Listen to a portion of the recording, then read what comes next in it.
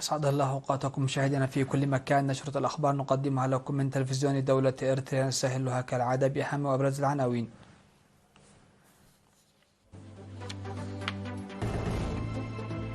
تقييم أنشطة تأمين حقوق الطفل.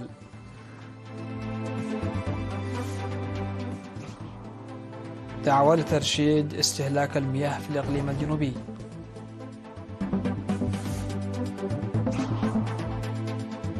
تدريب المرأة الراعية في الإقليم الجنوبي.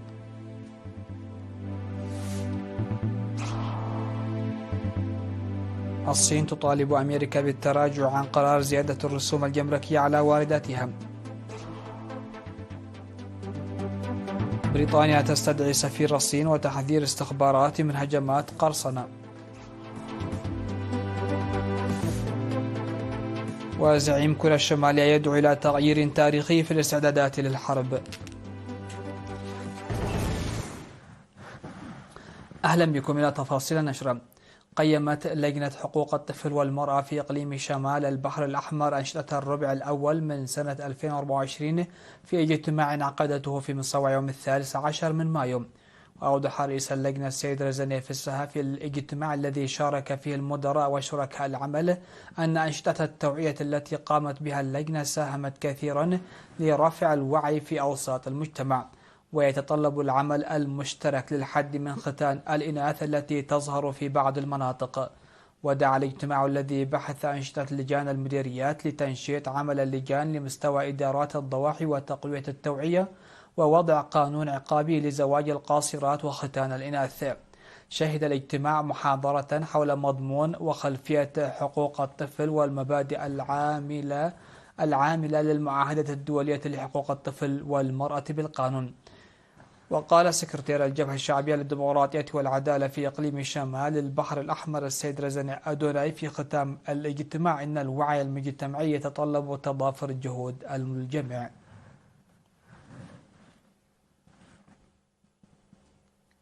دعا مسؤول خدمات المياه في الإقليم الجنوبي السيد كبرون مسكانا لإدارة مجتمعية جيدة من أجل تقديم البنية التحتية لمياه الشرب الصالحة التي أرسيت بمنصرفات كبيرة.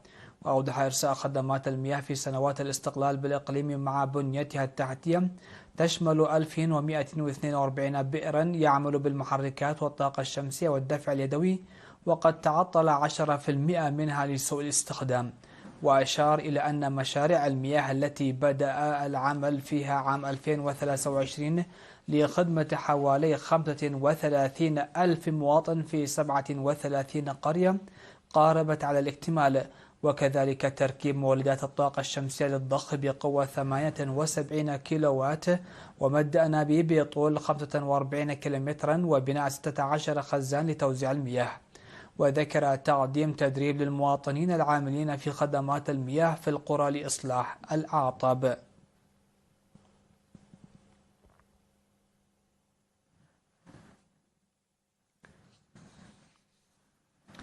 تلقت 42 امرأة راعية للأسر في الإقليم الجنوبي دورة تدريبية في الغزل والطهي في 3 أشهر إلى 6 أشهر نظمها الاتحاد الوطني للمرأة فرع الإقليم الجنوبي.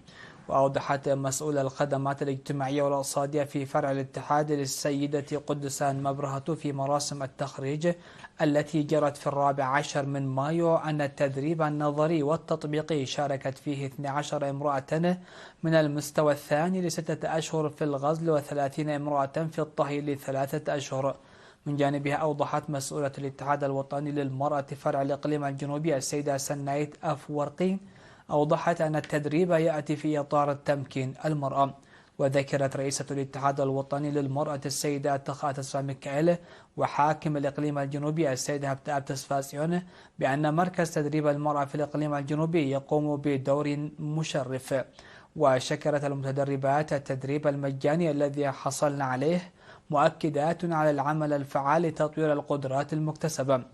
وقدم في المناسبة عرضا في الغزل والطهي أعدته المتدربات.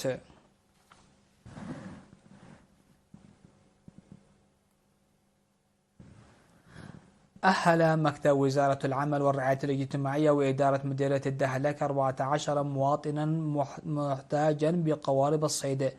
وأوضح ممثل مكتب وزارة العمل والرعاية الاجتماعية في إقليم شمال البحر الأحمر السيد إسماعيل عثمان في مراسم تقديم الدعم في جميل، أوضح أن العمل المنسق جار لتحسين الحياة المعيشية للمواطنين عامة والمحتاجين خاصة، مشيرا إلى فعالية برنامج التأهيل بالقوارب. وقال مسؤول مكتب وزارة العمل والرعاية الاجتماعية في مديرية الدهلك السيد حسن علي إن برنامج التأهيل أدخل عام 2019 بأسلوب جديد وهدف إلى تأهيل المتضررين بالأمطار والعواصف العام الماضي. وذكر الحاصلون على الدعم عن أملهم في تحسين معيشتهم استفادة من العون المقدم. وكان مكتب وزارة العمل والرعاية الاجتماعية قد أهل 10 أسر عام 2019 بالقوارب تضم مديرية الدهلك ضواحي جمهيلية ودهلك كبير ودسة ودربوشيت ودحل.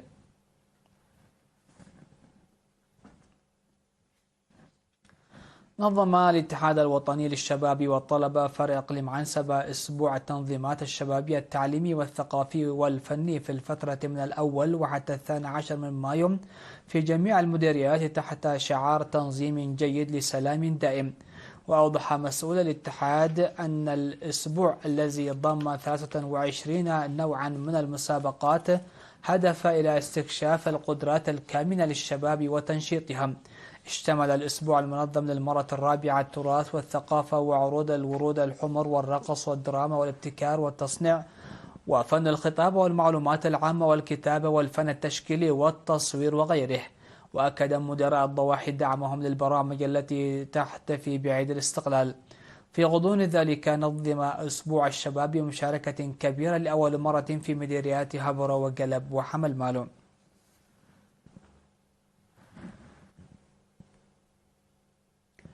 اختتمت يوم 14 من مايو مسابقة الأزياء التي نظمتها جمعية الأزياء واللجنة الوطنية لتنسيق الاحتفالات بمناسبة أعياد الاستقلال. شارك في المسابقة التي افتتحت في 10 من مايو 45 مصمم أزياء. وأوضح مسؤول جمعية مصممي الأزياء السيد أبراهام سلطان أن المسابقة لها دور كبير في حفظ الثقافة والهوية وتأهيل مصممين شباب. قدمت في الختام الجوائز للمصممين الفائزين وعارضات الأزياء.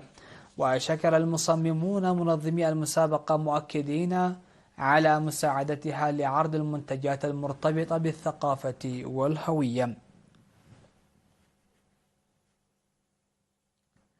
مشاهدينا فاصل قصير ومن ثم نعود لمتابعة الأنباء على الصعيد العالمي.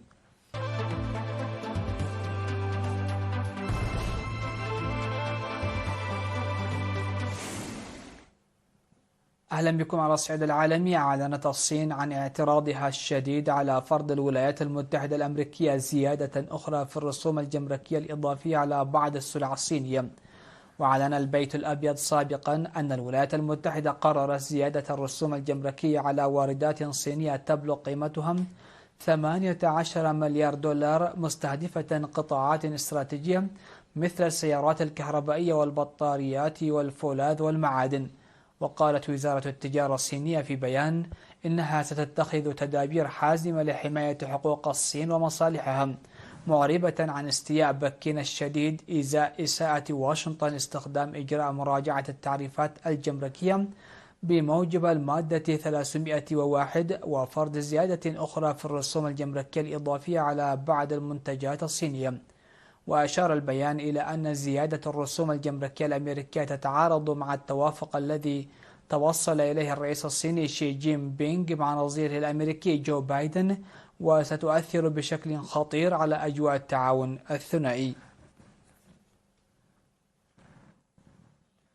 قالت مديرة وكالة الاستخبارات السبرانية البريطانية إن الصين تشكل خطرا إلكترونيا حقيقيا ومتزايدا على المملكة المتحدة، مضيفة أنه بينما تمثل روسيا وإيران تهديدا مباشرا فإن بكين تمثل تحديدا حاسما، بينما استدعت الخارجية البريطانية السفير الصيني بعد اعتقال جواسيس. وتأتي تصريحات بيتلر في أعقاب الهجوم الإلكتروني الذي استهدف وزارة الدفاع البريطانية، وتم التكهن بأن الصين هي التي نفذت الاختراق، لكن ريشي رفض تحديد الفاعل الذي يقف وراءه.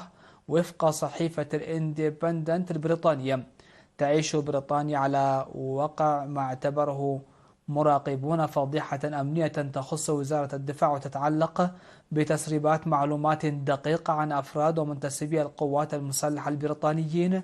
وفي السياق استدعت وزارة الخارجية البريطانية السفير الصيني بعد اتهام 3 أشخاص بالتجسس لصالح هونغ كونغ.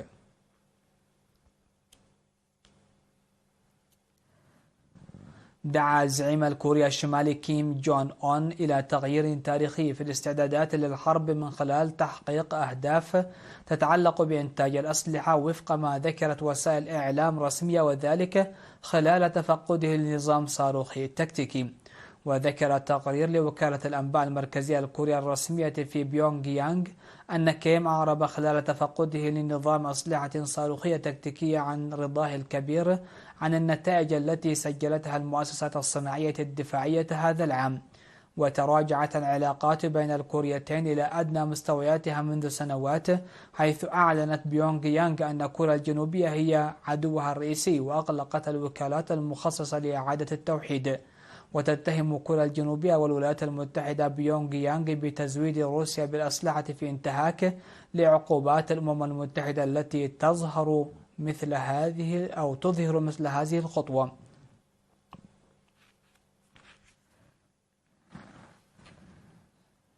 أعلنت السلطات الكندية أن حريق غابات ضخم يقترب من مدينة فورت ماكموري بمقاطعة ألبرتا الغربية التي تعد مركزا لإنتاج النفط الرملي في البلاد، ما أجبرها على إبلاغ 6000 شخص في 4 ضواحي بإخلاء منازلهم.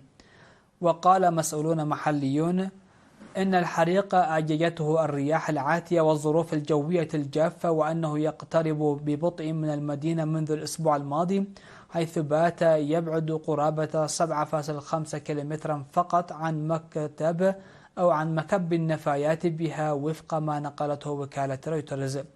وأدى حريق سابق في عام 2016 إلى إجلاء 90,000 من سكان المدينة وتعطل إنتاج أكثر من 1,000,000 برميل نفط يوميا، إذ تمتلك شركات مشاريع لإنتاج النفط الرملي على بعد 150 كيلومترا من فورت ماكموري.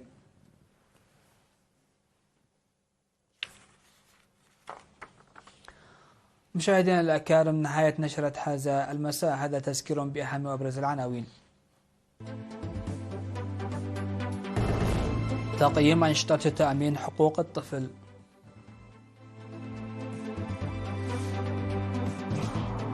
دعوة لترشيد استهلاك المياه في الإقليم الجنوبي.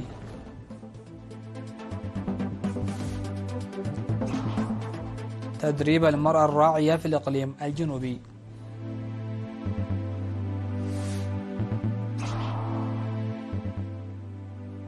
الصين تطالب أمريكا بالتراجع عن قرار زيادة الرسوم الجمركية على وارداتها. بريطانيا تستدعي سفير الصين وتحذر استخبارات من هجمات قرصنة. وزعيم كوريا الشمالية يدعو إلى تغيير تاريخي في الاستعدادات للحرب. مشاهدينا الأكارم، بهذا نكون قد وصلنا وياكم إلى نهاية النشرة لهذا المساء. شكرا لحسن الاستماع والمتابعة، والسلام عليكم ورحمة الله.